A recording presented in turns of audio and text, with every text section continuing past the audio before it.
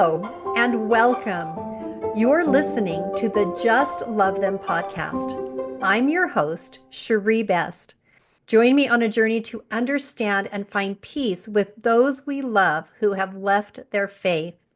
Thank you so much for rating and reviewing and liking and leaving comments for this podcast. That really, really helps other people find this podcast. And especially thank you for sharing this podcast with those that you know that could benefit from it. Today, I have a very special guest, Daphne Elliott. Daphne and I got connected in kind of a very interesting way through a mutual coaching person. And the conversation that we originally had on the phone turned a completely different direction than what I thought it was going to turn. And I realized that she needed to come on this podcast and share her story. Daphne lives in Texas in the Dallas-Fort Worth area. She recently was reconnected with her children. She's a convert to the church at about 30 years old, and she's married. So happy to have you here, Daphne. Thank you for taking the time to do this with me. Thanks for having me. Daphne is also a relationship coach, and she's going to share a little bit about that at the end. So we'll leave some time for that. Daphne, where do you want to start with your story? I think probably where to start is a little bit of background. Obviously, for the sake of time, I cannot go through all the nitty-gritty details, but I will say that I have had some incredible struggles and trials in my lifetime. I had a lot of trauma, growing up and everything. And so it was almost like God was pulling me towards him. I had an experience whenever my husband and I first started dating. I was going to like a Baptist church or something like that. I just felt impressed at the time. I didn't know about the Holy Spirit, but I felt impressed that it would only be for a little while whenever I quit going at that time. And, we dated and we were probably about 2 years into the relationship where he was basically like, hey, why don't you you know, why don't you become your own person and stuff like that? Because through the trauma and stuff that I had and the way I was taught and brought up, I was very much the people pleaser. I was taught to like hover around the man and just make sure that like everything that he needs is done and not really have any identity for myself. And Wow. so, right, yeah, so you can imagine how incredibly that load bearing that could be. Anyway, so whenever he told me that, I was like, two things. One, what if you don't like me? And two, I was like, maybe I'll just pick up where I left off. Because the last thing I did was, I quit going to church. Maybe I should just go back to church. I had this magical experience where I had gone to a church, kind of like a mega church or whatever, and I had some really awesome experiences there. But there was this thing that happened where I needed spiritual guidance, and I called their fully staffed office, and nobody called me back for over a week. So at that time, I felt like I wasn't in the right place. I went and I was like reading through the scriptures. At the time, I didn't have the same understanding as I do of Revelations, but in there it talks about the different churches or whatever. There's like the angelic church and all that. Anyway, so I got down on my knees in the middle of my living room because I was just so overwhelmed by all the different options of churches to go to. And I just knelt in prayer and I was like, Lord, what church do I go to? And that was like the turning point in my life where I knew that like God is real. His answer pierced my soul. And at the time, he told me that I should listen to my husband's parents or family or whatever. At the time, we weren't married. But in that moment, now I know that the gospel is real, like that God is real.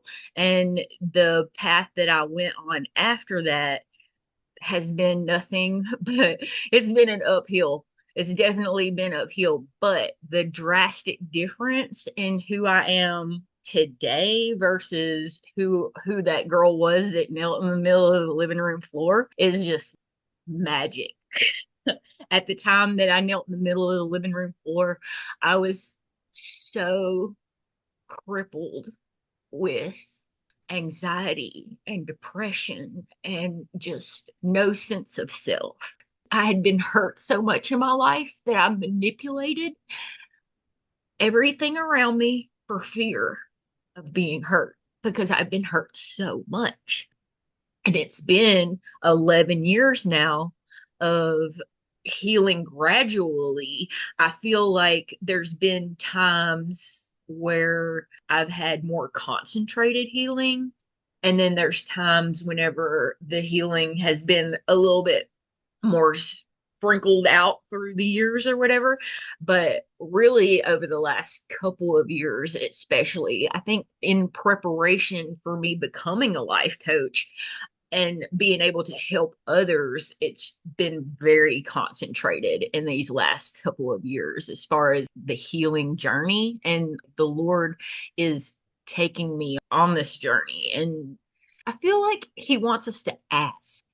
We have these problems. He knows we have the problems. Yep. But are we going to ask for help? And I feel like that whenever I get present to, hey, I've recognized this thing that I don't like about myself, and I want to do better. And so, what do I need to be able to heal it and do better in seeking that? So I feel like probably the more concentrated area parts of the healing were whenever I was more in tune and more asking Mm-hmm. and being an active participant Yeah. in my learning. That's been one of the biggest things I've been preaching in like different church settings or whatever is you're going to learn one way or another. It's up to you whether you want to learn the easy way or the hard way. So being an active participant in your learning, it's like taking a page out of the Garden of Gethsemane. It's like, oh, wait, I'm like, whenever I recognize that I'm in a trial, I can sit there and say, oh, hey, I'm in a trial right now. I feel like I'm about, like, the hard way is coming, right? And so it's just about stopping and, hey, is there another way? And I think, at least for me, pain has always been my teacher. So when I'm in emotional pain, that's when I'm desperate. And so that's when I turn to God even more than I normally do because I can't solve it myself. I haven't solved it. That's why I'm in so much emotional pain. And so when I turn to God, and then I'm willing to ask, like you said, I love that you said that. When you ask, then God's willing to help. I don't know how if other people are like this, but I tend to, in my natural man person, tend to try and figure out the solution myself and fix it myself, forgetting to ask God if I'm going the right direction. And so when I'm willing to kind of pull back and I finally come to that place of pain where I'm like, oh, I can't figure this out myself. And then I step in and ask for God's help. Then he's like, well, I'm so glad you asked. Let me give you some help, and that's kind of what you're describing. Exactly. That comes also, I'm sure that that struggle is probably across the board for a lot of people, but people who have experienced a lot of trauma and have hyper independence, it's especially hard because they haven't been able. That's probably been one of my greatest struggles is being able to rely on the Lord or really rely on anyone else because I've had to do it all.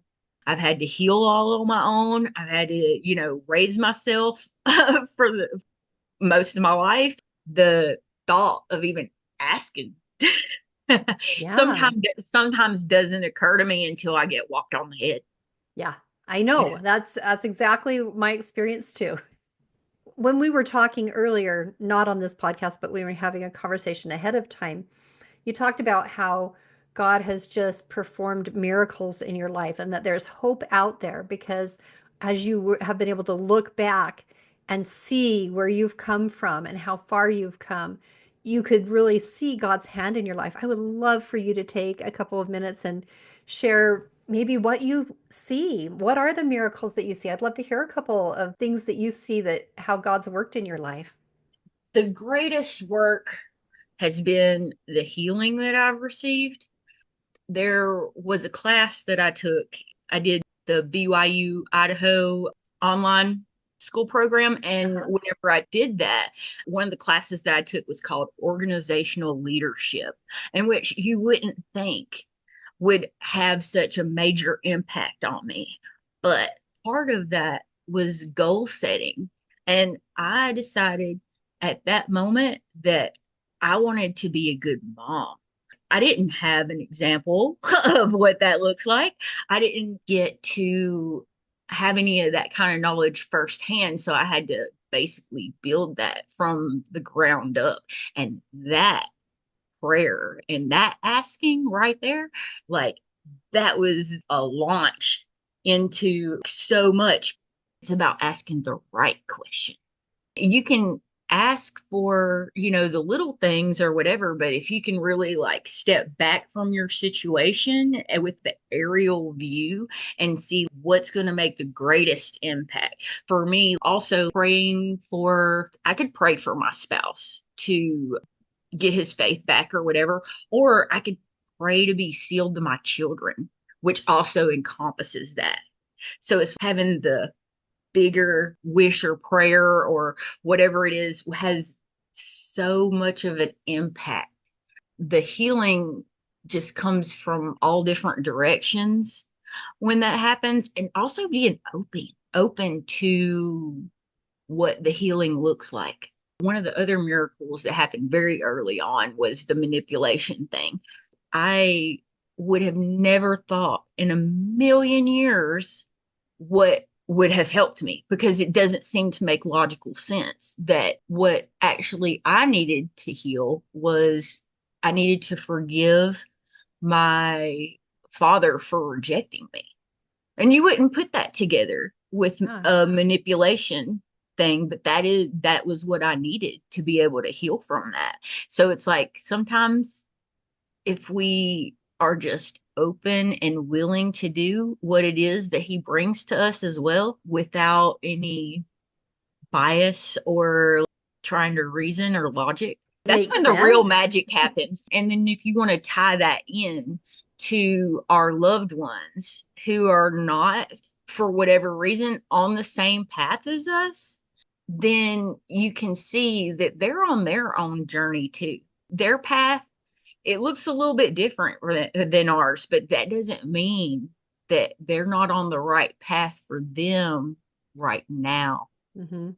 And one of the things that struck me as you have shared your story is that God obviously was very aware of you all through your life, right? I can hear that in the story that you're telling.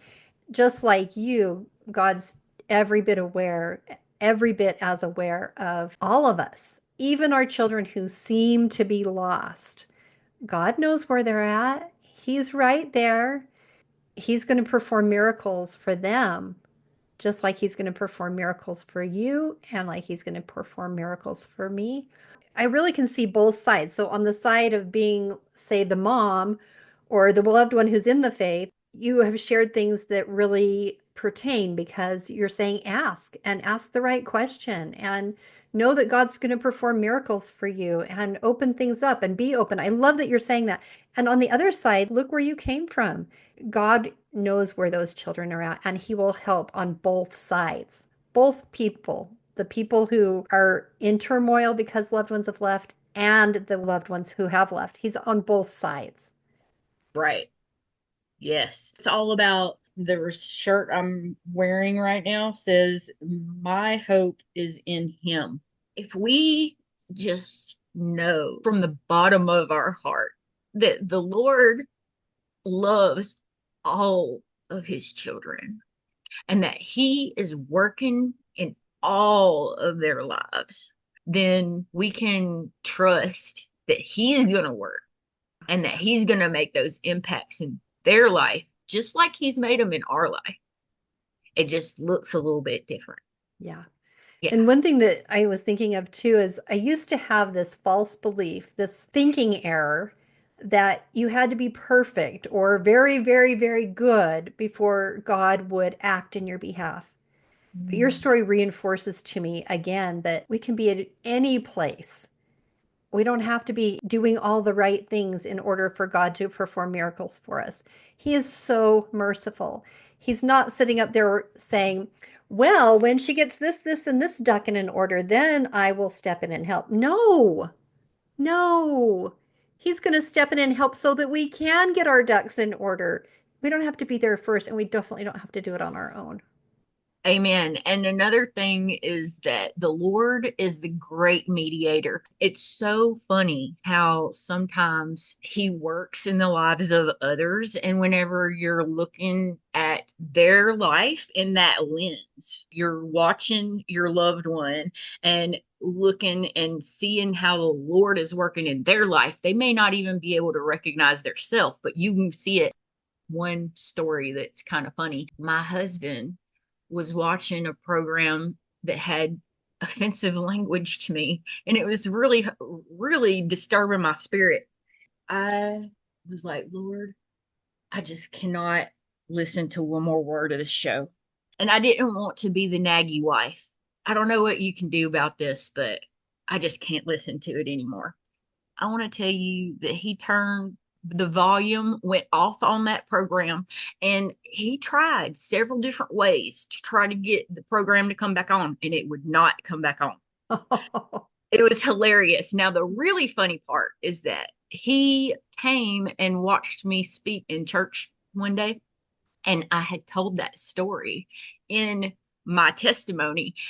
After that, there was another occasion where I had come in the room and he was listening to something, and I was trying to go to bed, and the show was not good, and it went off again because Oh, wow.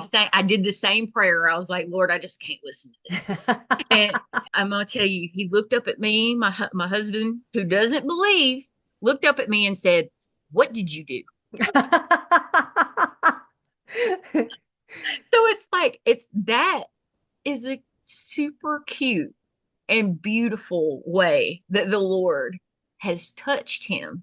That is a such a fun story. Well, Daphne, Yeah, you're just delightful. Will you take a couple of minutes and tell us a little bit about what you do? Because what you do also helps other people, and I'd love for my listeners to hear. thank you. Thank you. I am actually brand new, emerging into the life coaching industry. I've got like a Facebook group that I'm working on, and I have plans to start a group meeting that hasn't started yet. My niche is similar to your niche in that I'm a relationship coach, and I help families overcome the difficulties of navigating mixed faith relationships so that they can create deep, loving connections despite their differences. Everything for me right now is in developmental stages.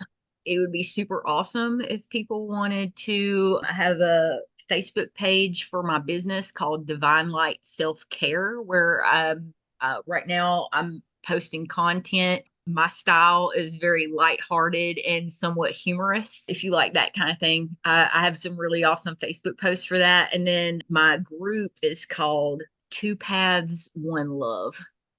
About your Facebook group, Two Paths, One Love. The posts that you're talking about, those are also on Facebook, but not in that group. Is that correct? The group gives the autonomy for people to have conversation and Uh-huh. everything, Yep. where the page is more the content goes out and people make comments on the post, but it's more collaborative in the group. Right. And once I get the group going and I get more people in it, I'm planning on doing a Zoom meeting probably once a month, maybe Fun. twice a month, where That is people so can get fun. together and we can learn some things about each other and see what areas that I can help in. That's my plan now. and I'm super excited because I'm just flying by the seat of my pants right now. I'm going to be honest. I'm just following the spirit, whatever the Lord is laying on my heart. I'm also doing some stuff at my local church in the DFW area. So if you happen to be in DFW, then, if you reach out to me on my Facebook page and send me a DM, I'll give you the information once that comes together as far Super as cool. what we're going to do Super in cool. person. Mm-hmm. Thank you so much, Daphne. And also, you can connect with Daphne at her email, divinelightselfcare@gmail.com. And I'm going to put all these links into the show notes so that anybody who wants to connect with Daphne will have the resources to do so. Daphne, thank you so much for being here with me today. Thank you for having me. I appreciate your story. And listeners, please join me again next time for another episode of Just Love Them.